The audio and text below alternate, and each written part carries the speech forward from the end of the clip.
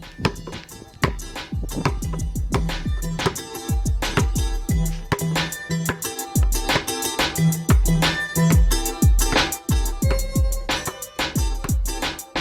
Hoop Heads Podcast is brought to you by Head Start Basketball.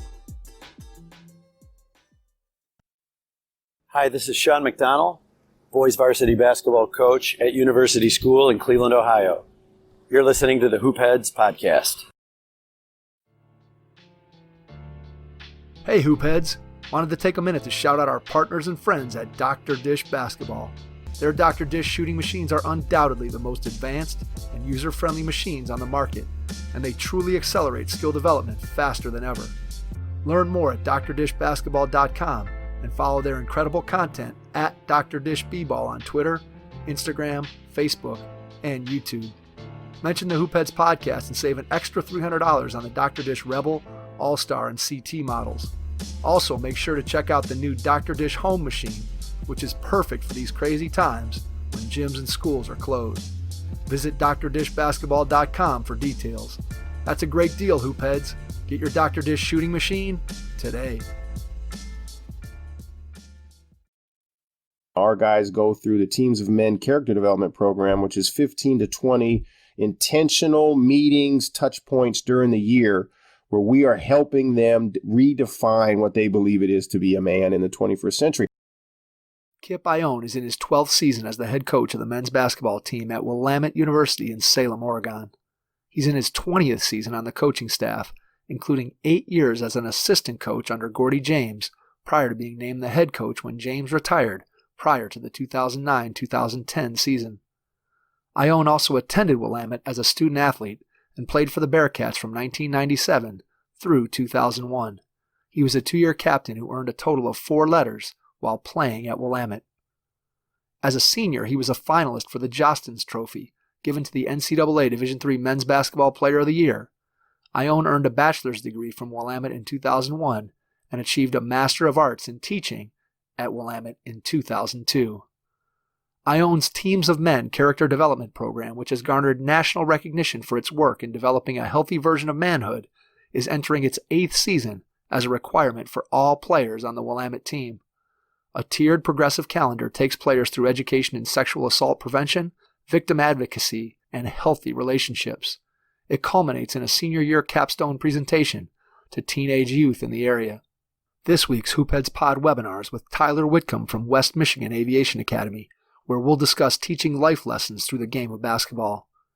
You can buy lifetime access to any of our previous webinars for $4.99 on the Hoop Heads Pod website. If you're focused on improving your coaching and your team, we've got you covered. Visit hoopheadspod.com/webinars to get registered. Make sure you check out our new Hoop Heads Pod network of shows, including Thrive with Trevor Huffman, Beyond the Ball, the CoachMaze.com podcast, The Players Court, Bleachers and Boards, and our first 3 team-focused NBA podcasts, Cavaliers Central, Grizz and Grind, and Nuck If You Buck. We're looking for more NBA podcasters interested in hosting their own show centered on a particular team. Shoot us an email to info@hoopheadspod.com if you're interested in learning more and bringing your talent to our network. Get ready to take some notes as you listen to this episode with Kip Ioane, head men's basketball coach at Willamette University in Salem, Oregon. Hello and welcome to the Hoop Heads Podcast. It's Mike Klinzing here with my co-host Jason Sunkel, and tonight we are pleased to welcome from Willamette University the head men's basketball coach, Kip Ioane. Kip, welcome. Oh, appreciate being on, guys. I appreciate the platform. You guys do a great job, so to be able to be a guest on here is really exciting.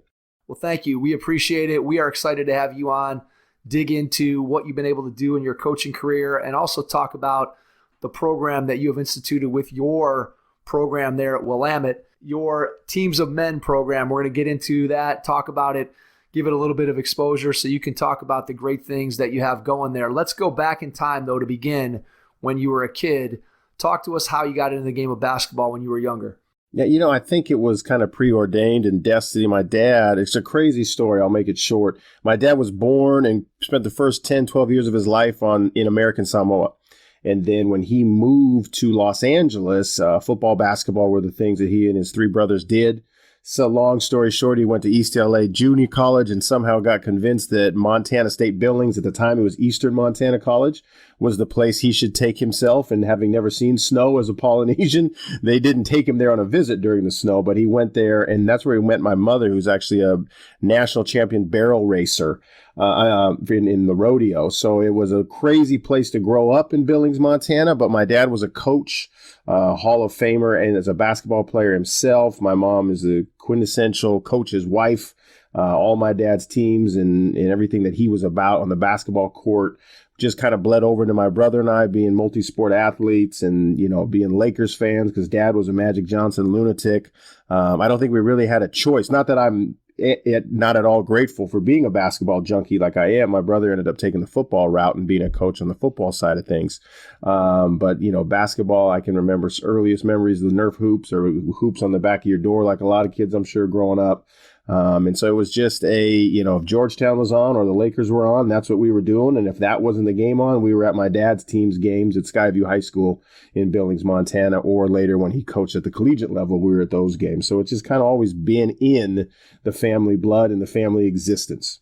And I know you played a lot of sports when you were a kid. Yeah. So was basketball always number one and the other ones were things that you did in the off season, or was something else number one? Great and basketball question. Eventually won you over? Yeah, I think basketball was always the emphasis. But if I'm honest, I think my favorite sport to play, even growing up, was football. And for whatever reason, I just happened to be, when I got recruited to Willamette University by Gordie James, the men's basketball coach, and Dan Hawkins at the time was the football coach, I was really more leaning towards, I just got done with the summer of football all-star games. And I was just kind of a football in my head. I was like, it's going to be football. But then at Willamette ended up being 4 years of basketball. And obviously not a bad choice in any ways. But I think looking back, I probably would have been like, I wish I would have finished football in college 4 years. But as far as ever since then, I think basketball has clearly been the focus. But if you find me on a Sunday and the Cowboys are on, I'm probably throwing things because they're not very rarely do they win the big games they should. And I take a lot of that flack as a Cowboys fan. Yeah, well, growing up when you did and when I did, obviously the Cowboys were a lot different franchise. Yes, right? The triplets. In the Tom Landry era, and then you move on into the Jimmy Johnson era, and there was a lot of winning that was done by the Dallas Cowboys, and it was understandable, I think, back then why they were known as America's team. I'm not and sure. In Montana, they were the only team on. Like you either watched CBS with the Cowboys or you watched NBC with the Broncos, and I wasn't a Broncos fan, so I had no choice. People always ask, "You're such a front runner," because I got the Lakers, the Dodgers, the Cowboys, Notre Dame. But in Billings, that's all you got. You got to see those three channels. Who's on? That's all I had to gravitate game, right? to. You got the national game every week. Yeah, right. You kind of forget that. That's one of the things. Like both Jason and I grew up here in the suburbs of Cleveland, and so obviously you grow up and you're seeing Cleveland teams, and so those teams, barring something unforeseen, those teams sort of become your favorite, and clearly you develop an affinity for different teams. And I think back to the Lakers-Celtics rivalry of the 80s, and I was always a Magic guy. I'd always have said, like, I hated Larry Bird when I was a kid and grew to respect him, obviously, over the years. But back when I was a kid, you could have told me anything about Larry Bird, and I would have shut you down immediately that, there's no way that he's as good as Magic, and I just love the Lakers. And then that affinity. Magic's HIV announcement, I cried for days. I don't know if I've cried that hard since. You remember exactly where you were? Oh, absolutely. Yep. Yeah. And, in that time, the misinformation and the lack of information, you thought it was an immediate, in 2 weeks, Magic's going to be dead. Yep, You had no idea about it. So it was, I remember it was a blizzard in Montana. My friends came to the door and were like consoling me, as if a family member had passed away. It was a whole thing. It's so true. I remember I was actually playing basketball. I was in college at the time, and I came home from practice and had it on SportsCenter, and that announcement came on. And I remember my feeling was exactly the same as yours was, that, oh my God, Magic's going to be dead in like a year. How can that be? Like, you couldn't even wrap your head around that as I think I was a 19 or 20-year-old kid at the time. I couldn't even fathom the fact that this guy, who's been just a huge part of my childhood, who I've watched since ever I can remember, and now he's going to be dead from AIDS. It's unbelievable. Yeah, and it's something that's one of those things. It's funny. What are the things that you remember where you are like, I know exactly where I was? And there are some, But it's funny that Magic's announcement about having Yes, AIDS is one. right. I still have the Sports Illustrated. You probably do too. The Sports Illustrated cover that was him shooting a baby. One of his baby sky hooks. Right. I still have that somewhere in the garage. Somewhere. Yeah, my favorite SI cover of all time is, and I still have it, and it's like torn to shreds, but I still have my very original cover. Was the Michael Jordan, Sam Perkins, North Carolina #1, and they were kind of bent over, and Jordan had on a couple of gold chains, and I still that's one that hung in my room when I was, again, I think that cover came out when I was maybe 12 or 13, and I know it went to college with me and hung on my wall at college. So that thing's been with me for a long time. This is gonna show my age. My favorite SI cover is LeBron holding the championship trophy for the Cavaliers. There you go. Well, that was well past the heyday of Sports Illustrated. I know. I don't like pay for Sports Illustrated. Whenever I get like a free 6-month trial, I like get the 6 months for free. I don't buy it anymore. But I bought that cover, that one magazine I bought because I wanted to have it. Because that's a great purchase. That's a great purchase. Well, you'll always remember. That's one of the things that's we could dive into this topic probably for hours, but it's sad to me that I know my dad had a subscription to Sports Illustrated when I was a kid. So as soon as I was big enough to be able to know and understand and appreciate and look through it, it was in my house. And then I had a subscription all the way, and I canceled mine maybe like a year ago because it just became like, why am I going to read this? Yeah, why am I reading this a week after things have happened? I've already read 12 articles on here. That's funny bringing up old covers, the Magic one, and then I had the Allen Iverson, because I'm a huge Iverson guy. Not as bad as you think cover is still one that I remember. But I had Sports Illustrated for kids growing up, had the Sporting News growing up, ESPN The Mag until it folded. All those were major for me. Yeah, it's crazy. It's amazing the way that the media landscape has shifted kind of away from that old-fashioned print media, and now it's just everything is immediate and online. And I'm sure that maybe this is a good time to ask you this, just in terms of from a coaching standpoint, how does that immediacy of media and social media, how do you get your kids, how do you deal with that in terms of helping your players to handle how to navigate social media in today's world?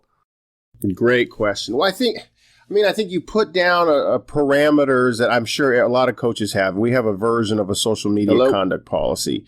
The problem with that being the standalone approach would be, hey, here's what you do, guys. Don't violate. That's like saying, we practiced the play once. We should be perfect at it the rest of existence, right? Which we know isn't reality. So we have a virtual one that we go through in the first team meeting every year. But then that's really where that purposeful and intentional discussion of the type of men we want to be, the type of men we want to portray, has so many intersections, in social media being one of them. And throughout the time that we're going through some of those programming for the Teams of Men curriculum, so many of our examples of errors and mistakes people make are via a Twitter screenshot we can roll up, or comments on an Instagram post, or a TikTok gone wrong. So we end up giving them some real life opportunity to see the bad happen.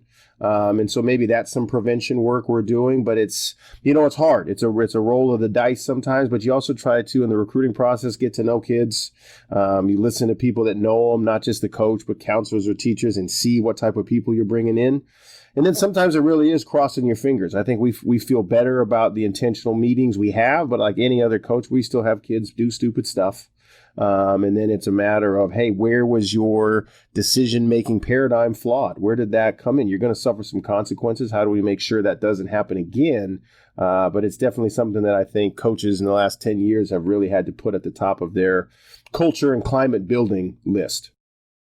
Yeah, that's one of those things that I look back on my time as a player, and then I think about early on in my coaching career and never really had to deal with the social media piece of it. And I think that, probably at the level where you are, your kids aren't necessarily hearing on social media after they have a bad game from 25 people saying, this guy's a bum and whatever. Whereas if you're maybe at a high Division I level, those kids are not only dealing with, their coach and the pressure from their family and their own internal pressure they're putting on themselves, but then they know they got to carry around this thing in their pocket that's going to give them messages if they have a bad game. I can't imagine what that's like as a player, and then what it's like as a coach to be able to help kids to navigate that. And because, you can't completely block them out from looking at it or using it. That's just not realistic. So then, as you said, you have to figure out a way to help them to deal with it. And I think there's some of that is, it's such a balancing act with the phone piece you mentioned, because I think in some realms we err as coaches in, let's get rid of it. Let's try to wipe its existence from our team room or the bus or the plane. But in then other cases, the phone can really be a great staff member, because the phone is always with them. And they'll look at the phone and listen to messaging. So we've tried to change their feeds, what comes across their feed, by purposely listing out things that we think they should follow, accounts they should follow, and hopefully change some mindsets through what they scroll through every day. But you're right. I think some of that mental health comes into play, where do they ever get an escape? Does the phone let them escape? You're right, at the D3 level, they don't have the same amount of fan pressure or alumni pressure, but they also have, they have a friend group. They're getting their DMs, or they're seeing Instagram, and that comparison as the thief of happiness can definitely play in. Coming off a season like we had where we really struggled, you can compare like our loss, their wins, their existence, and then that really dives into that mental health piece that we all got to be aware of as well.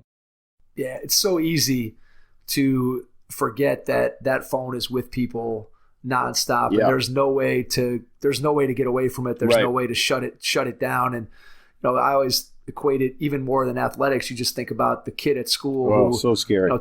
20 years ago, you might have been getting bullied at school, and at least your home was a safe haven. If you don't answer the phone, nobody can really get, the old-fashioned corded phone. Nobody can get to you. And now people can get to you everywhere you are. And we know that it's ubiquitous that, down to 8, 9, 10 years old, those kids are carrying around phones the same way we all are as adults.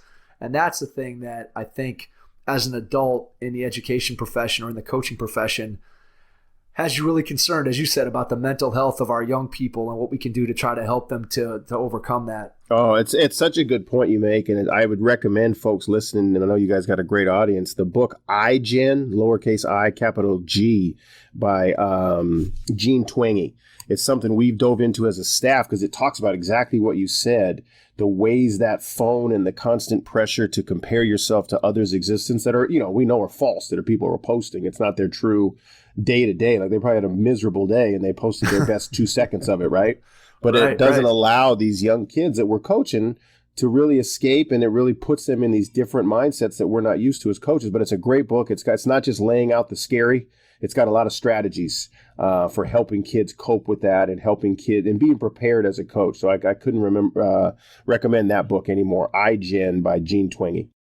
Yeah, that's great, because I think one of the things that we sometimes struggle with lots of issues is we have a lot of identification of these are the problems, but we don't always have a lot of figuring out what are the solutions. Like we know, hey, social media can have a negative impact on kids and bullying's a problem, and we need to be able to help kids navigate that. But then when it comes time to, well, what can we really do? Yeah. I think a lot of times we're short on solutions. For sure. And so when you get to something, a source or a program like what you've developed that is actually a solution to a problem, I think that's where we're really trying to make progress and make strides. Absolutely. And as coach, can you imagine if we just sat there and yelled out, well, we missed again. Right. We missed again. We would never coach our team that way. Right. Right. Thanks, coach. Right. I got it. I noticed that the ball didn't go through. I'm aware.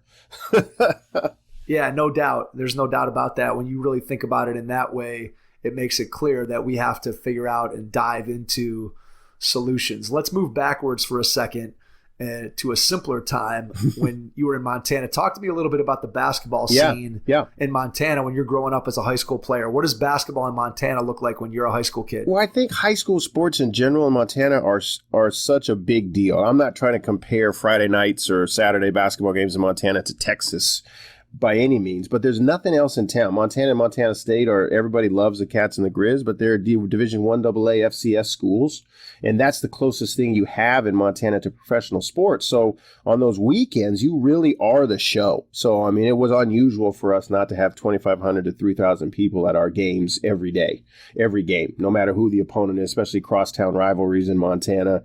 Those things have to be played at our quasi, I'm using air quotes on a podcast, arena, Metro Park. hard, right? So it was a big deal. The importance was great. So you felt, the front page of the Billings Gazette is always about AA basketball. And in Montana, the classifications are AA, A, B, and C.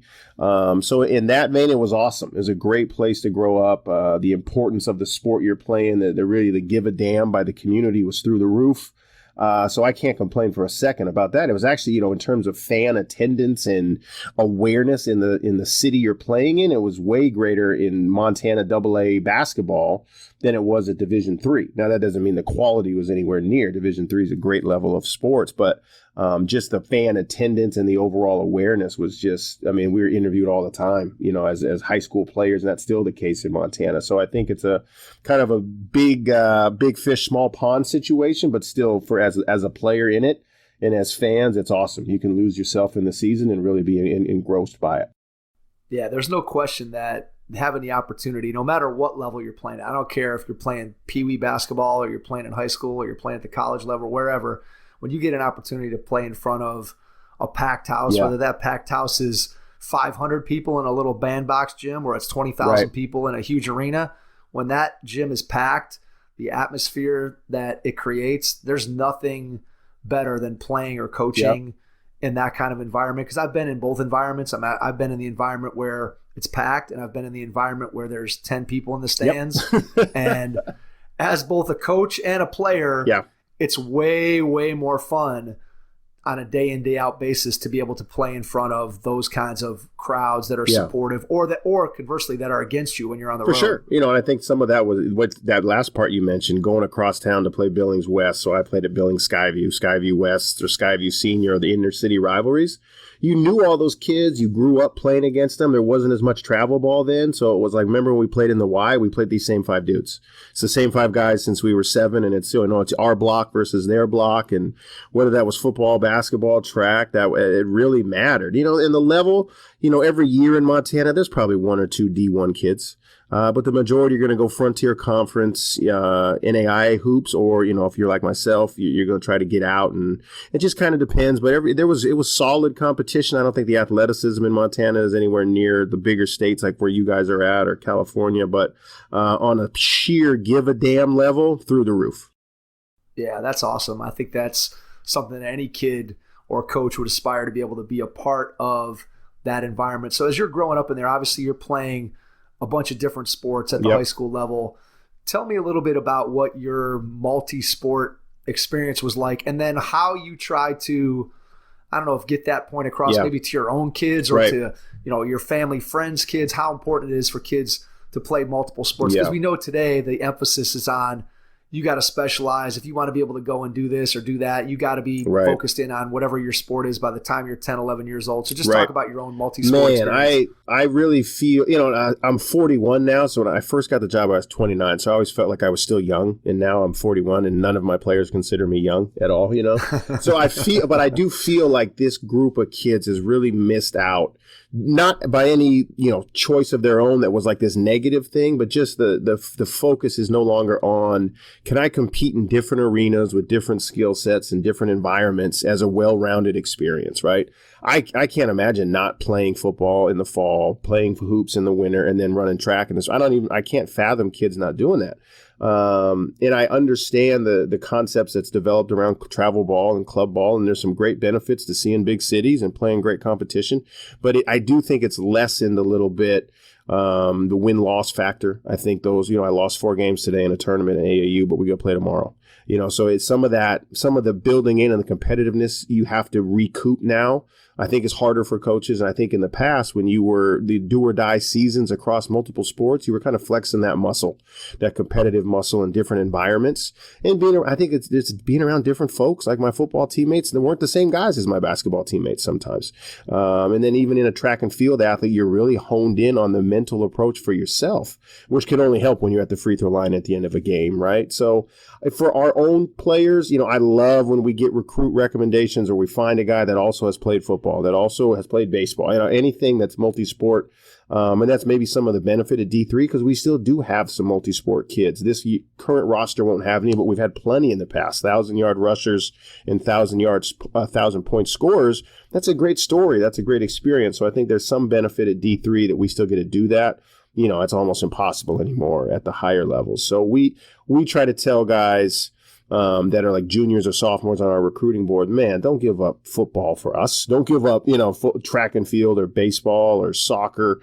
You want to have those experiences across different venues with different people and different environments and different skill sets for your body in general. You got plenty of time to focus when you get here. Yeah, it's so true that I think when I see it, one of the things that always bugs me about it is that so often it's not driven by the kid. For sure. So often it's driven by the parent or the coach at some level, whether it's the high school coach, the AAU coach, the club coach. Somebody is getting a message to that kid that this is what you need to do because here's what's the pot of gold at the end of the rainbow. Instead of, and I've ranted about this before, but I feel like one of the big problems in youth sports today, and it's not just basketball, is that everybody is always focused on the next thing that's coming instead of nobody lives in the now. Let me have a great high school career. Let me enjoy my senior year instead of being all worried about where am I going to play next year? What's going to happen? Am I going to get the scholarship? Am I not? And then by the time you get done, you look back and you're like, man, I should have enjoyed playing in high school basketball. Instead, I was so worried about what was going to happen next. I think that's a big issue in terms of educating both kids and their parents about that. Oh, I couldn't agree more. I think we've become very transactional in our usage and our rolling out of our experiences in sports, whether that's from third grade through college, instead of being transformational. And when you start focusing on the transaction piece, I put in X amount for my kid to play. I should get this out of it in terms of scholarship or future, rather than the transformational experience of his experience with the coach, his teammates, adversity, all those things happening. We can lose our way a little bit. And you're right. I don't want to paint a broad brush because there's tons of youth programs and travel ball folks that do it the right way and encourage multi-sports. But there are, it is a challenge to find that, whether it's for your own kids or the kids you're recruiting. Or I got a son. My son's 13. My daughter's 11. My youngest is 8. And just like you asked, what am I pushing? I would like them to never specialize until they have to in college. But it's harder and harder because if they're missing for basketball for football or vice versa or volleyball for this, they can be left behind, but depending on the person running those youth sports programs. So I think that's probably even more vital. Folks like yourself and other people that have really dove into contributing to the youth athletics, having the right mindset is so important. Yeah, it really is. I think that's one of the things that you run into when you start talking about having kids play more than one sport, especially at the high school level. And we've talked this subject with a bunch of different high school coaches, that the baseline amount of time that a high school coach has to put in to have a successful program today compared to 20, 25 years ago is nowhere near. I mean, it's so much more time. And as a result of that time that the coach is putting in, that means there's more workouts, there's more summer league, there's more weight training, there's more all that stuff that either kids did on their own or didn't do at all 20, 25 years ago, which that was all time that if you were a multi-sport athlete, you weren't at basketball weight training, you were on the football team or you were playing baseball or whatever. And now, to your point, in a lot of ways, it becomes more difficult on those high school athletes because they're missing basketball weight training to be on the football team. Or they're missing summer workouts for football so they can play in the basketball summer league. And at a certain point, it just becomes really difficult. And that's where I don't know what the answer to that question is, but I think that coaches out there have to be really conscious and intentional about trying to create an environment where kids can play multiple sports. Again, when it's the kid's choice. I don't have any problem at all with a kid who is someone like me. When I was a kid, I played multiple sports up until I was in 7th grade. And then I dropped everything not because my dad told me to, not because my high school coach told me to, it was because I loved hoops and that's what I wanted to do. So if that's the kid who becomes a single sport athlete, great. If it's kid driven. It's when the kid is forced to make a decision by an adult in their life and it's not the kid's choice. That's where I have a difficulty with totally. And I think we've become very tribal in our sport and also in our belief that our training regimen is the only way to prepare them for tip-off. When you really think about the contact and the stuff that you have to go through as a football player that can only benefit you as a basketball player and vice versa, right? Or as a baseball player, the mental approach, even as a tennis, soccer. I think we've become we're information driven, which is great. We're passionate. Like you mentioned, we want to put in the time. Let me build this. And then the thought that some of this could actually be done in a different way, sometimes we struggle to get our head around it. And so I think there's some of that cross and intersectionality that we got to do as coaches, that to recognize and trust that person on the other side of it, that our kids' time with them is not a detriment. It might actually be a positive, right? And it's hard. It's, I'm preaching all these easy. It's not, none of this is easy, right? Absolutely. Absolutely. All right. So talk to me a little bit about your decision to attend Willamette when you get done with high school. How did that come to pass? Obviously, a neighboring state. Yeah. You got to go across. You're not staying in state. So just talk to me. How do you discover Willamette's even a university that you can consider going to? Just tell me about the process. Well, growing up as a person of color in Montana, there's not a ton of diversity. So my dad and my mom, even though she's Caucasian, were always very much about, hey, this is a great place that we wanted to raise you, but we want you to go see the world. Montana isn't the world. The world's a whole nother different place. And so we were always very cognizant. I was, at least, I want to get out of here. I want to go. I love it. I love my friends here. But even the starting five of my high school team, we all went to school out of state, all of us. We just kind of had that mindset that it's time to expand. This was a great foundation and base. And so Willamette was on my radar purely initially because of football and their usual film share and, hey, the football team's interested, let's talk. But on the basketball side, they had a player from Billings, from our rival high school, but he was 4 years older than me.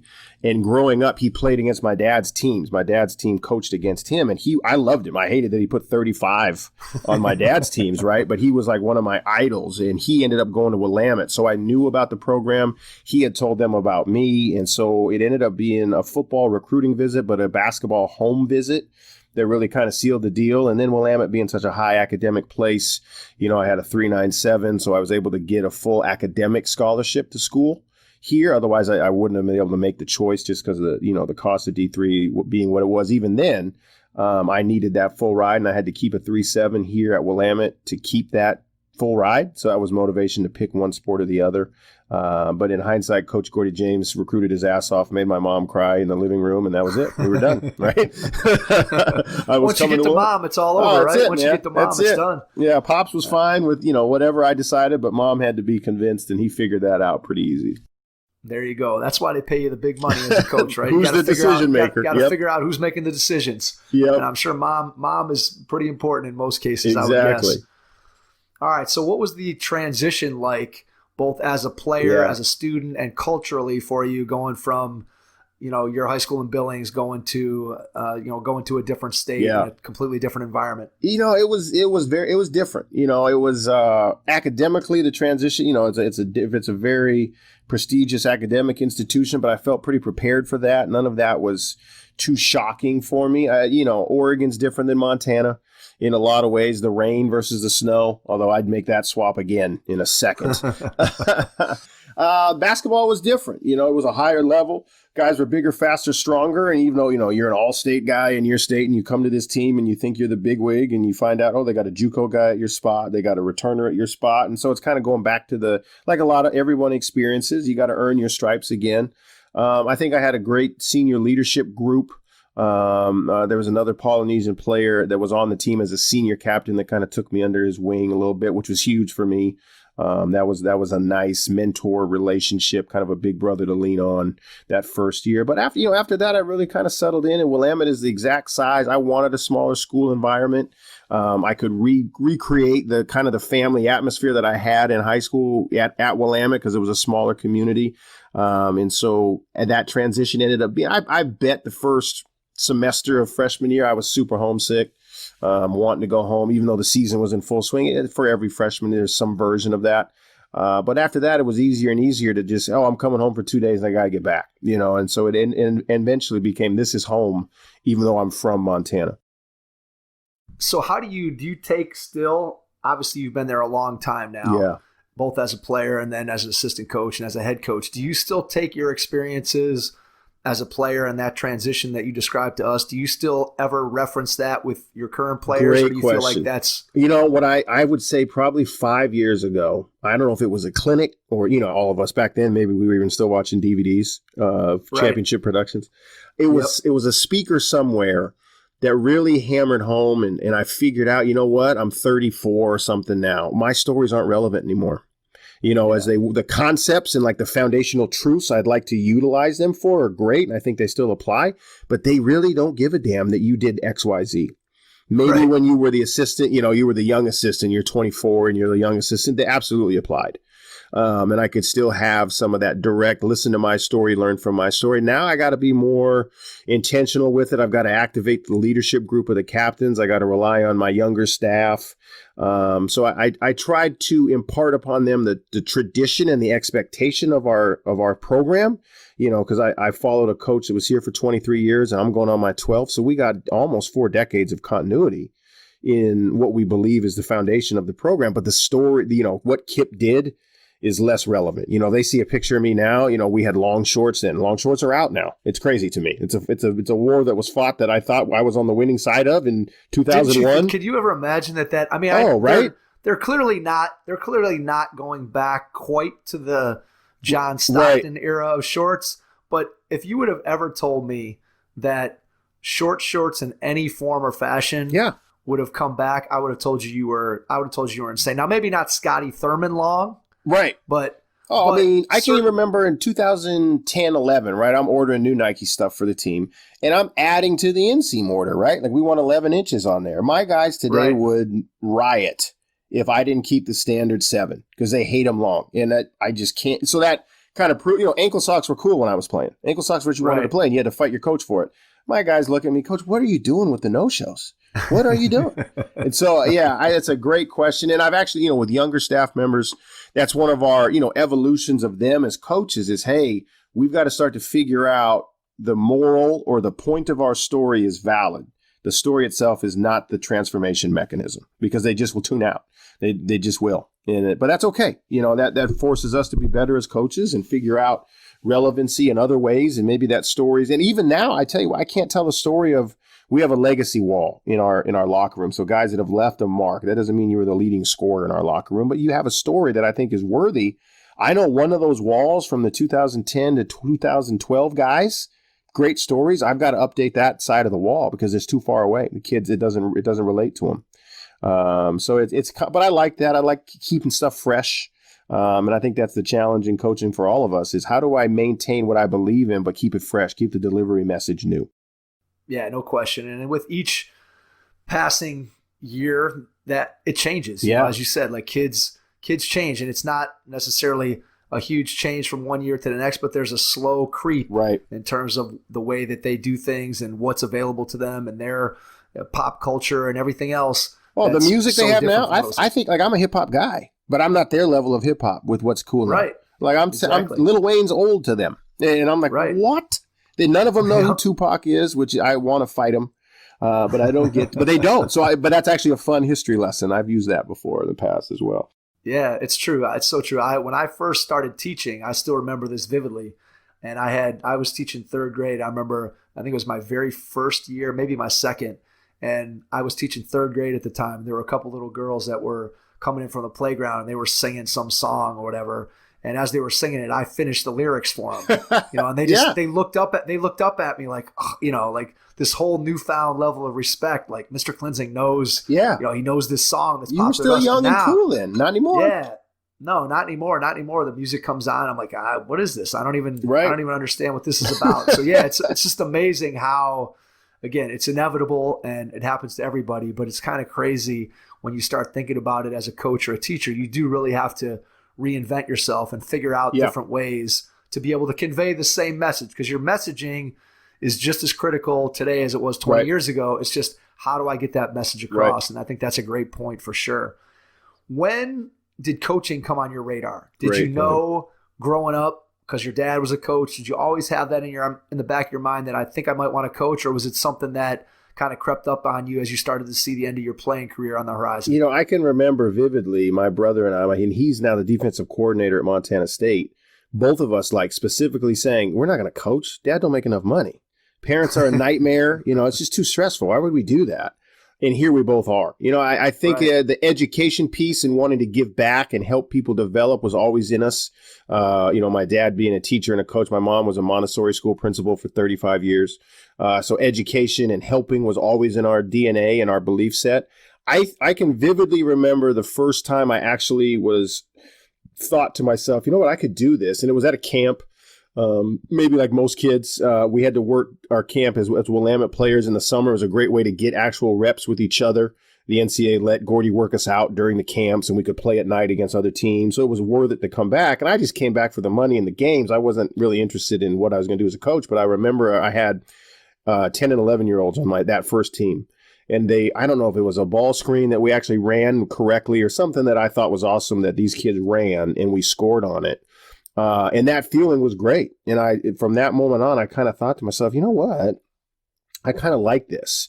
So my wife and I, she was a Hall of Fame player here at Willamette, same age as me, scored a lot more points than I did, which my kids like to remind me of a lot.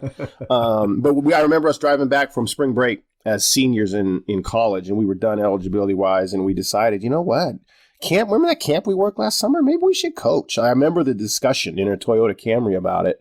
And she ended up going the high school coaching route, and I, joined the Willamette staff. But that was the moment when it kind of clicked. I'd never grown up young Kip, no way. But that camp experience and the kids and that would really change my outs. And, here I am, 19, 20 years later. So the decision to go college versus high school, was it a matter of opportunity or was it a matter of choice? The first year, because I was going to get my master's degree in teaching at Willamette, and Gordie offered me a spot as kind of the quasi GA. D3's got so many different names for what it is. So I got my master's degree while coaching that team. And then I had the opportunity when I got my teaching degree and my teaching job offers, all those were pretty much, hey, do you want to coach high school here? We know you're a college assistant first year, you're a young guy, minority coaching candidate. We'd love to have you at these various high schools that I had job offers at. And I just really I didn't feel I'd learned enough yet. Like my coach, learning from him as an assistant versus as a player is a whole different world, right? Your eyes are open to this guy as a human being rather than the guy that makes you run. So I felt like I had more to learn. And I just remembered parents from my dad's experience in high school. And that's not to say he didn't have great parents too. Right. But I remember, especially for him being a minority coach in a very white state, the parent interactions were traumatic. They were, for a young kid like me seeing it, I wanted nothing to do with it. Now, fast forward to 2020, and parents are very much involved in Division III and very much involved in general, right? But at the time, I thought, you know what? I've got more to learn at this level, and I don't want to deal with parents, so I'm going to I'm going to stay here. And I was getting to do a lot, as a young guy, a 22, 23-year-old coach. Gordie was giving me responsibilities. So that there was different times as my 7-8 years as an assistant where there was high school head job offerings. But to be honest with you, I could only ever see myself as the head coach here. That's just what I pictured. So I turned down some of those, and lucky enough, when Gordie retired, was lucky enough to get the job. It's amazing, just the fact that you've been there as long as you have. You kind of lived your entire adult life. I've lived more here than in Montana, which is crazy. Yeah, I know. You start thinking about that as you get older, and it's incredible the amount of time that, like I've spent now more time with my wife and my own kids than I spent with my parents, growing up as a kid. And that's one of the things that you have a hard time, I think, as you get older, that you have a hard time wrapping your head around. So when you went from being a player in the program to being a coach in the program, obviously kind of that curtain gets pulled back a little bit. For sure. And you get to see what goes on behind the scenes. So what were one or two things that were surprising to you that maybe you didn't really know about Coach James, or maybe you didn't really know about what coaching really was all about? Just talk to me about what was surprising. I think one of the best things he did for me as not only my boss, but also as a mentor, coach, and as a father figure to me, was he told me day one of my first day coaching, like, I don't want you to only write down or take mental notes of what you like about what I do. That'll make you just a version of me. That won't make you you. Write down everything you hate about what I do as well.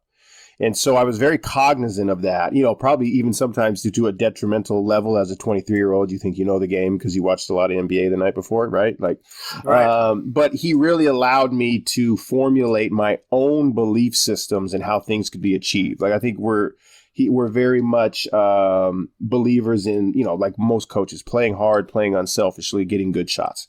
But how I believed I could do that, he always allowed me to explore that. aside because he was a flex disciple and a 5-man motion disciple, man-to-man only defense, don't switch anything.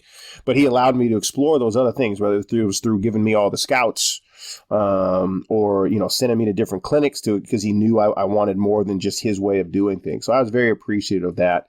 As far as pulling the curtain back, I don't know if there was that much, only because I'd grown up in a coach's household. I think if I hadn't grown up with a dad that lived it the way he did and seeing the hours and seeing the level of give a damn from coaches, sometimes it supersedes the players even. The hurt after a loss, the coaches have a hard time, dumping that than some of the guys do. So that part wasn't as crazy to me. The method to the madness, the rationale behind some of the things as a player, I didn't know we were running flex as an introductory offense every year because it made us better at motion. Getting to see that because all the cuts and screens and flex are involved if you're a good motion team. Seeing him build that, kind of the sequencing of building a team, seeing that and the purpose and the intention that went into that was probably the biggest eye opener. Because as a player, you show up and the calendar is ready and you just do. Right. You don't realize that calendar has been built. It wasn't built yesterday. And it wasn't just him sitting at the desk one day putting it down. It was a lot of meetings, a lot of thought processes. And so I think I've carried that forward. Now, I'm not writing it down on a piece of paper and making photocopies like Gordie liked to do, obviously. Right. There you go. But I think that was probably the lesson he taught me about finding my own way and then purposeful sequencing of everything, whether it's practice 1 builds into practice 7 because of this. Or the conditioning or any of those, that was probably the biggest things from that first year. Do you think that sharing the why is more important in today's basketball world for you as a head coach than it was for him? Because I think about basketball in that era, and there was a lot less of why we're doing it. It's just do it. This is what we're doing. Right. This is just what we're doing. And not that there wasn't a why, because clearly there was, as you're describing, but it wasn't always shared with players. Whereas I think now players almost demand to know why we're doing these things. And then it also just helps you to build relationships with kids. Great point. I think it's all based on the information available.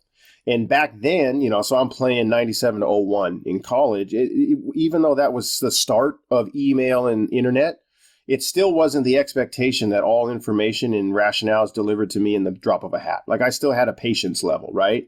I think the kids we're coaching now have grown up with the expectation that anything they want to find out, they can right now. So that heightens their demand for what you're saying. I think there's buy-in too. I think there's a why buy-in nowadays. The kids want it to be proven why they should spend this amount of their attention span on what you're talking about. Compared to back then, there was more of discipline is the wrong word. There was more of the coach is the boss, and I'm not in the position I've never even considered questioning why or what he says. So I think that's probably the main difference. Gordie always believed in building men through his team. I think it was more dependent on the game, and I'll coach the practice and that'll be a lesson. I'll coach the games, wins or losses, that'll be a lesson, which is all true. I think I've probably just taken that to a more intentional level because the guys want more of the why and the more the proof in different mediums than we did back then. Understood. All right. So let's talk a little bit about the transition from you going from an assistant to taking over from a guy who you played for, who was there and had a lot of success for a long time. And now suddenly here you are taking over that program. You've been underneath his tutelage as a player and as an assistant. So you know his system inside and out. How do you make the team your own, for lack of a better way of saying it? What was the plan when you took over? Right. No, I think that's I think that's something, if I could go back, I would tell my 29-year-old self, stop trying to prove you're not Gordie. I think I took it too far. I think I tried to be, this has got to be Kip's way. And there was no pressure from anyone to be Gordie. Gordie himself gave me, I think it was 6 months before he came back to the gym. It wasn't like he was hovering over me or in a consult. Like, he did a great job of giving me space, but I was so bound and determined to show Kip's vision and prove that I wasn't him, that I probably over-schemed and broke the wheel. But we had a good team. And we didn't solve that until probably January, when I simplified and took away some of the bells and whistles I thought were very Kippish and just went back to basic basketball. And suddenly we win 7 or 8 of our last 10. So I think I probably erred in that, which is probably not unusual when you're younger and you got an ego and you don't quite know how to balance it yet. And it's your first opportunity to go out there and prove what you thought one chair away could have worked for the whole game instead of the one timeout coach listened to you as the assistant, You had 10 years worth of ideas. Exactly. So I probably puked them all out in the first 2 months, to be honest with you. And if I could go back, I'd tell myself to slow down. Hey, you can do a couple wrinkles here, but the basic formula is there. These kids are used to, especially they're still Gordie's kids. Like you recruited them and you've been the assistant, but a lot of these kids are Gordie's still. So there's no need to overstamp that. So I probably erred a lot in that in the first year or two before you settle into kind of your identity and who you want to be and how you want to do it. What did you learn as an assistant that helped you as a head coach to better utilize your own assistant coaches and make sure that they felt buy-in into the program? What did you learn as an assistant? Great question. I harken back to Gordie was such a basketball savant. Like I'm working for a guy that won a national championship, NAIA, went to 2 Final Fours, 350 wins. The guy knew basketball inside and out. He didn't need us in practice. He really didn't. And that's not a negative to him. So there's some days I'm counting laps as the assistant, and I knew doing, I walked around this way. I got to shake a ball. And it wasn't like the practice was bad either without me. But I knew I did not want to run my staff that way. So that's another example of Gordie saying, write down the things you don't like and make sure you don't do them because that's not how you want to. So I've always tried to be very cognizant to utilize my staff and give them clear-cut expectations and responsibilities. So I think that's something I learned from him in a different way, right? And then I think there was a lot of lessons in game demeanor that was either, what coach was so composed during that timeout or even, how he's working the refs. I still don't think I'm as good as he was. I mean, he was a master of working officials. So those little tidbits and details, I just think I had a really good open book mentor that did not expect me to recreate him. And so I think that was a benefit because I could look at everything with a critical lens rather than, just like this fanatic, like just write that down and do it that way, write that down. I was able to kind of develop that. Why are we doing it that way? And sometimes it was like, oh, because of this, we should copy that. In other ways, when I couldn't find the answer, I knew I could switch it. I could change it. Yeah, that makes a ton of sense. When you talked about having interactions with the officials, one of the things that when I was doing a little bit of research and looked at your bio on your page, and I don't know if you even know that the caption on one of the pictures in your bio, it shows Kip Ioane having a calm discussion with a referee. See? And I love that caption. I was reading it. I'm like, man, that is branding on messaging. Yeah, you right should there. send that to our conference officials assigner so he won't be mad at me anymore. No, but honestly, I did. I love that. I've tried over the years as you get kind of older, you realize none of my tantrums have ever been more than a good story at the bar. They've never helped us win, right? They've never helped. I've had to do, we have a rule in our program. If you get a technical coach or player, you owe the boards, right? The old 2x4 with a wet rag. And I'm telling you, I don't like doing that at age 40. So I've definitely toned down and I think when you're young, you feel like that's how you're contributing to the wins, which is dumb, right? How you utilizing timeouts, your blobs, your ATO draws, stuff. There's more ways to do it than just the performative, look at me, I'm coaching so hard, I'm yelling at the refs. Now trust me, if you come to a game, there's plenty of times Kip is outraged, but I'm trying to be more cognizant of it. I understand completely. I think that's one of those things that you do learn over time, that there's not too many discussions that are animated that you have with an official that end up benefiting your team in any way, shape, or form. If anything, at best, they're neutral. Yep. If you have a good official, and at worst, that guy ends up sticking it to you at some point later in the game is what usually happens. Right. So I can completely relate to it. All right, let's jump into teams of men. Yeah. Talk to me about, where it came from, put the why behind it, and then just give people an idea of what it is, because I think it's completely unique. I haven't really heard of anybody else doing anything, certainly not to the extent that you're doing it. So just lay out the whole background for us. No, I appreciate the platform and opportunity to kind of give the whole story. I think it was 2012, 2013 season, and there were things happening in the realm of sexual assaults, domestic violence on our campus at Willamette and in the Salem community. And, Salem's the capital city of Oregon. And, I've been at Willamette for so long. Even back then, I'd been at Willamette for over a decade. So most people that associated the school with me. So I fielded a ton of calls. Hey, what's going on at Willamette? What's going on? Is it your players? Look at all these things in the news and on social media. And the only thing I could ever answer was, no, it's not my guys. And I went to bed at night really struggling to sleep. Like, I don't know why it's not my guys. I have done nothing to educate or help their decision-making paradigm. I can probably thank their parents for raising them right. And also just the luck of the life draw that it was another program's players that committed these acts, that it was another person in Salem that committed these acts, and it wasn't somebody associated with me.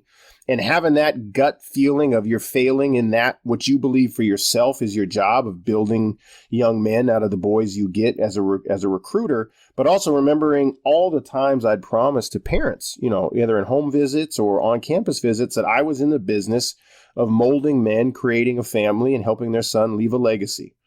And I had done nothing besides the basketball component of that. And I really, I really had to take a long look in the mirror and say, I'm done with this answer. I'm done with I hope it wasn't my guys, we'll see.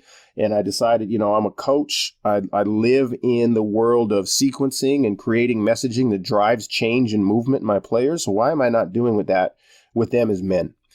So that next year, and so that's been almost a decade now, our guys go through the Teams of Men Character Development Program, which is 15 to 20 intentional meetings, touch points during the year, where we are helping them redefine what they believe it is to be a man in the 21st century. And I'm not giving them a cookie cutter carbon like, hey, you should be like Kip. Trust me, my wife would laugh her ass off if I tried to sell my brand of masculinity as what people should be, right? Really what I'm selling is the ability to mirror train or take the self journey and be willing to ask yourself, why do you believe what you do, and what actions are you willing to take to prove that belief? Because I think that is what we got to over conversations with experts and people in the field. Willamette's located right across the street from the state capital of Oregon. So all of the Oregon Attorney General's task force and all the resources of our campus advocates, our Title IX coordinators on campus, I utilized all those people to help me kind of shape in the beginning, which was a sexual assault prevention plan, and really morphed into, in order to prevent these, we really have to take a look at how our guys believe they should act as men, because these terrible actions most of the time take place when men are trying to prove their masculinity to themselves or others. So that allowed me to branch out from purely the shock and awe, statistics reading out and kind of the scare tactic to don't you do this in terms of sexual assault or domestic violence, to if you redefine and are willing to take a critical lens to how you believe you are as a man, you're going to avoid these because you're going to have a different approach. And so that's really how it's morphed. It changes every year for our team. It's a requirement. Now, you don't get on the floor for us if you don't do your Teams of Men assignments and be at the meetings. And so as a freshman, you morph from getting the statistics about sexual assault, domestic violence, and toxic masculinity into your sophomore year, teaching that to the rookies. Junior year, giving us community give back assignments. And senior year, your capstone project is going to high school teams, freshmen through varsity, and giving hour-long presentations on, hey, fellas, you're at a great age where you can redefine what it means to be a man. How are you going to do it?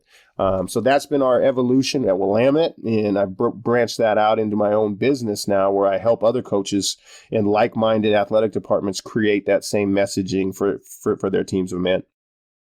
So when you first started this, I have two questions. Yeah. The first part of the question is, when you first started it, how long did it take you to get it into a format that you felt comfortable in terms of? That wasn't just doing a one-off research talk. Just talk, like, so in terms of going out and talking to people, and you get a bunch of great information. We all know how excited we get about something new that we want to do.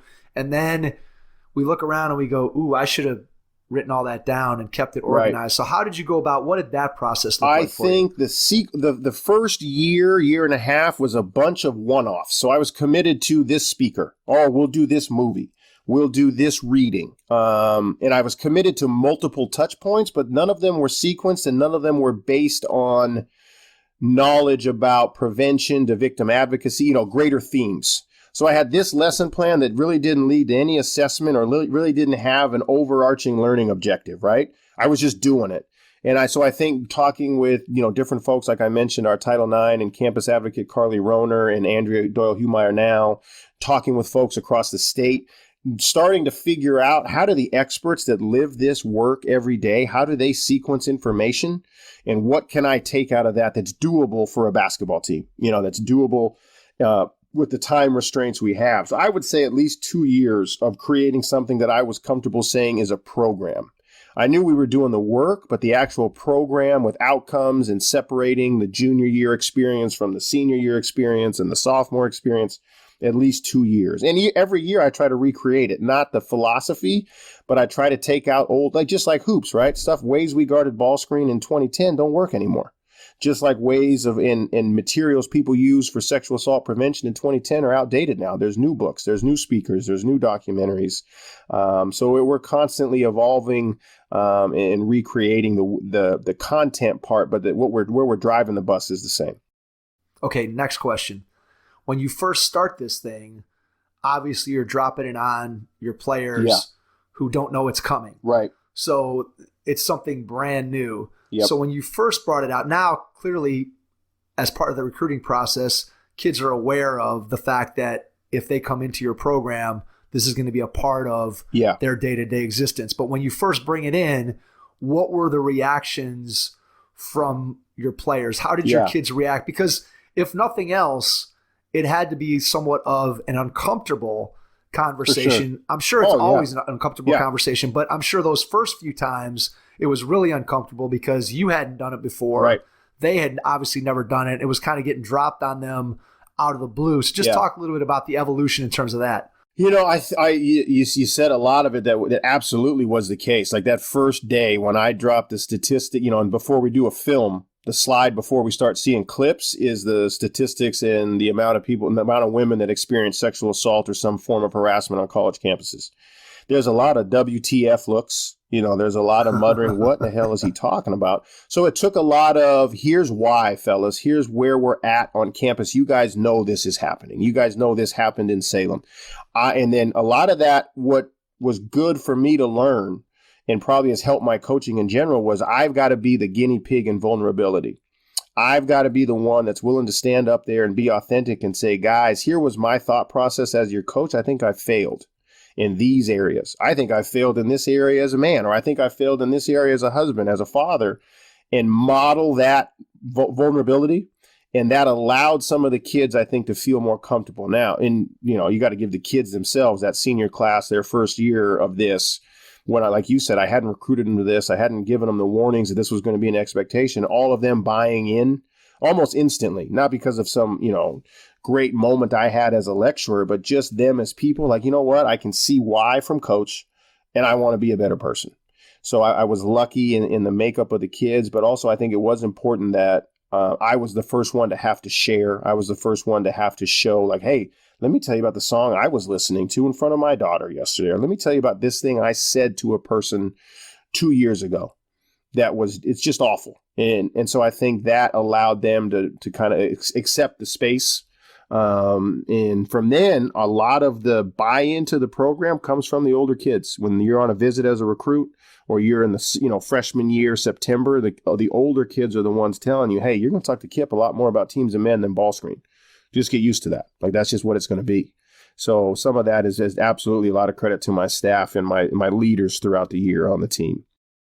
Absolutely. So how do you build this in day to day into what you do with your team? Is it something that you guys meet after dinner, you go to practice, and then you eat? Is it something that happens before practice? Is it something that happens on the weekend? Just explain a little bit about the schedule. Yeah, in the fall and the spring, there's 5 scheduled Saturdays where they're getting their butts out of bed, and we got character development. That's what we've titled it. In season, there's 5 to 10 touch points that'll always be before practice. Because when they come in there, they're in their freshest mindset. After practice, they'll be tired. They're taking their shoes off. They're sweaty. I want clear and concise focus. And what I do, a lot of these conversations come up in my business and talking with other coaches, like, I don't have the time. And a lot of people have the false impression that we don't lift that day to do character development, or we cut practice short. No, we just budget in the expectation that there's going to be an extra 30 minutes today, or you're going to have over the weekend, coach is going to text you a video you got to watch and react to through this Google form. And if you don't, you're probably running. So I think it's building the expectation that this is just as important as getting shots on the gun. It's going to be scheduled. It's going to be expected. So I don't think we sacrifice any of the basketball or weight time. or the academic time. It's all kind of built in, and it's the first thing I schedule every year. So, when I'm recreating the calendars for our existence, the first thing I get done is the Teams of Men calendar. What's been the most powerful moment that you've had as part of the program? Because I know there's been something. I could just tell from listening to you talk that there's been, a couple moments that have just stood out, and you're like, man, this really, I reached these guys, or man, I'm seeing something here. Yeah, and that's a great one. I think some of the most powerful moments. One individual moment was, I don't know if you have heard of Brenda Tracy, but she's a national voice that's driving the Set the Expectation pledge with Division I football all the way through D3 hoops. She was gang raped by Oregon State football players. And I took my captain leadership team in the spring, I want to say 2016, 2017, and went to her live telling of the story. And it was, there's tears everywhere. There's tears from everyone in that audience. So my players got to experience the raw emotion of her telling that story. And she does it nationally over and over and over. And the power of not only in the moment, what it and the effects it had on her life going forward, her kids' lives going forward, and then getting to meet her afterwards. So I think individually as a resource, that was an unbelievable in validation for me, but eye-opening for the players too, and the captains took that back to the team. I think the most powerful moments for us as a group come in the sharing of each other's failures, where I don't try to model that, hey, I've got this all figured out and I'm the best husband there is and I've never had a piggish moment as a man. I think the power comes from myself, the staff, kids on the team standing up and sharing, and guys being appreciative of that raw vulnerability, because men aren't good at that, right? We're not good at admitting we're less than in any area. That's when we puff our chest up and try to not be who we really are a lot. So I think there's been tears, there's been plenty of tears in these moments, but I think it's all worth it. And I think the guys would probably attest to that as well. Have you seen the tangential benefit of it bringing your guys closer together because of that vulnerability and sharing? So not only are they getting the educational piece and doing and improving their character as individuals and when they're out in society, but have you seen it improve the camaraderie within your locker room? I think there's two great examples that help me try to assess it. I think the hard part of the program that we do, and anybody works with us in the business do, is it's a delayed scoreboard. You're going to get anecdotal messaging back from your guys in the real world when they call you and say, Coach, remember when you said stress isn't a tough basketball game? It's 3 kids, 3 diapers, no wife at home. That's stress. I just experienced that. Right. Yep. That type of stuff comes back and kind of reinforces the resolve to keep doing it. As far as the building of the camaraderie, I think we've had, since doing this, we've had years we made the NWC semifinals, and we've had years where we were butt naked last, just like this last year. So I try to tell coaches, I'm not guaranteeing you W's with this. I'm guaranteeing you that you have a team that has gone through reps of emotional fluency, speaking and outside of rage. Like, men, we lose. Oh, I'm so mad. That's the only emotion I can express. We win, I'm ecstatic, and there's nothing in between. We talk about the vulnerability piece. We talk about all these different examples of how the guys will have to exist in the real world, being repped out through what you do that's not wholly dependent upon the game outcome. So, you'd have to ask the players. I think I'd be selling a bag of goods if I said, oh yeah, every single one of my team, all those guys are going to be in each other's weddings. I'm not sure that's true. I think their communication models that they can use with their partners, that they can use with their boss, they can use with coworkers, they can use with their kids. They've gotten reps that no other program gives them. And for me, that's enough.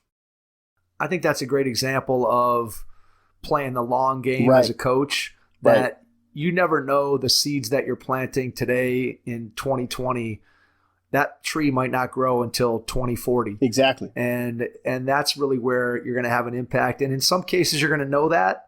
And in some cases, you're never going to know in that moment when one of your players gets in a place where they have to make a decision, and maybe consciously or subconsciously, they think back and their brain reaches back into a time where they remember something from the Teams of Men program, and it makes a difference in their life and makes a difference in the life of somebody that they're interacting with. And really, when you think about it, that's what coaching Right. really is all about. And clearly we're teaching basketball, we're teaching X's and O's, and that's a really important part of what we do. But ultimately, as coaches, we're educators, and it's our job to help our kids to develop not only as basketball players, but develop as people. And I think this is a great example of how you do that. And as you said, the payoff is not instantaneous. It's not, Right. hey, we're going to be 25-0 because we did this program. That's not Right. how it works. It's, hey, maybe this does have some kind of impact that is not quite measurable while we're all here, but the true measurement of it doesn't happen for a long time afterwards. Well, I tell you, Mike, the thing that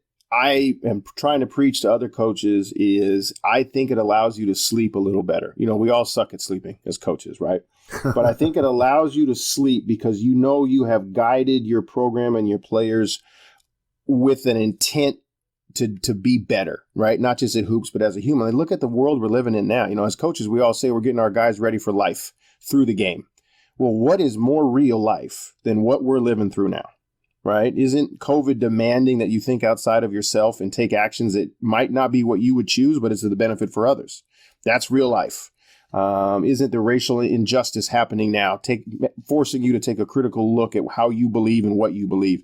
That's all happening now. So for me, I'm not saying that my guys have been perfect and worn their masks everywhere, or that my guys were the front line of every single righteous protest in America, but I do know I've given them reps in that. So I've been able to sleep a little better, knowing that this experience and the real life that they're experiencing now is not the first time. It's not wholly alien to them to think about, you know, victims, to think about others. So that's allowed me to rest a little easier. You're still nervous. You're still worried about 18 to 21-year-olds. But I think it is absolutely what you said. There's a different reward. There's a different satisfaction. And maybe it's just peace of mind that I tried my best, you know, in that realm. I tried everything I could think of to prepare him for what's happening right now.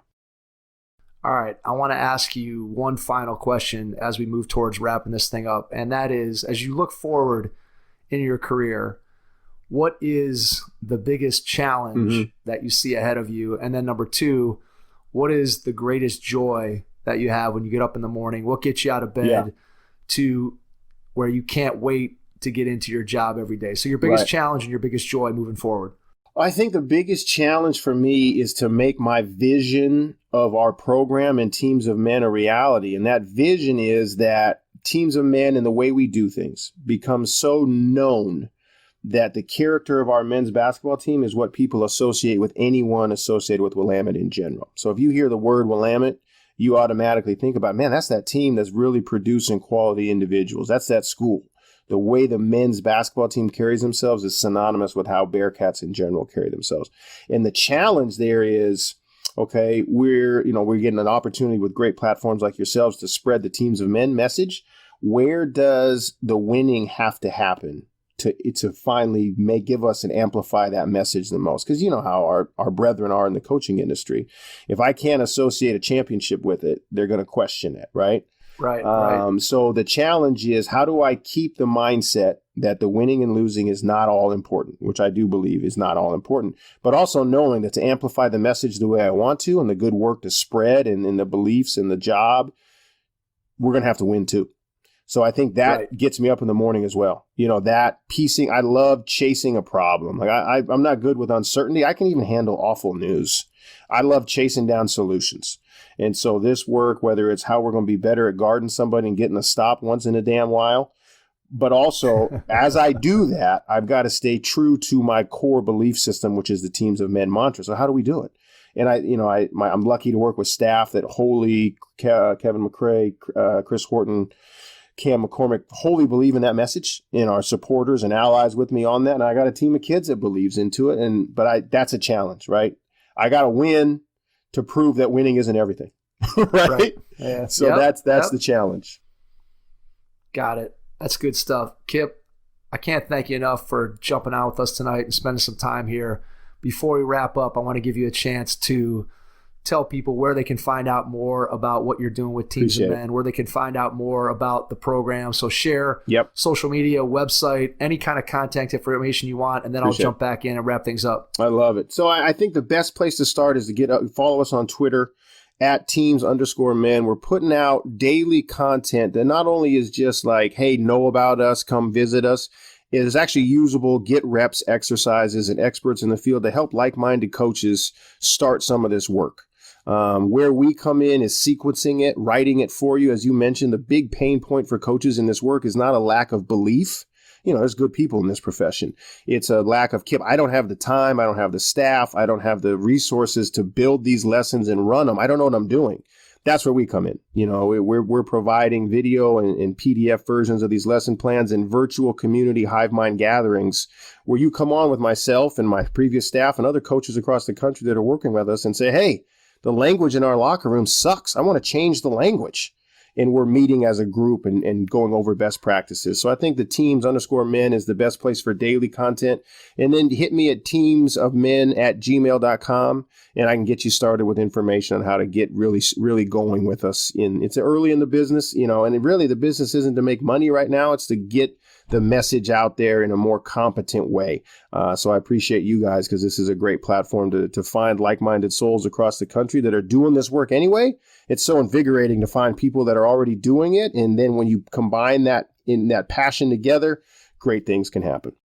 Yeah, we're excited to be able to help you to amplify your message because it's one that I think all coaches at all levels can benefit from. Because as we said, coaching is playing the long game and trying to really develop the character of our players and make sure that what we're ultimately doing is sending better people out back into the world after they've interacted with us as coaches. And to me, that's so important. So I'm happy to be able to help provide what little platform we have here to enable you to be able to share that. So thanks again to you personally for being willing to jump on and spend an hour and 15 minutes or so with us. It's been a lot of fun for me getting a chance to have this conversation. We really appreciate it. And to everyone out there, thanks for listening, and we will catch you on our next episode. Thanks.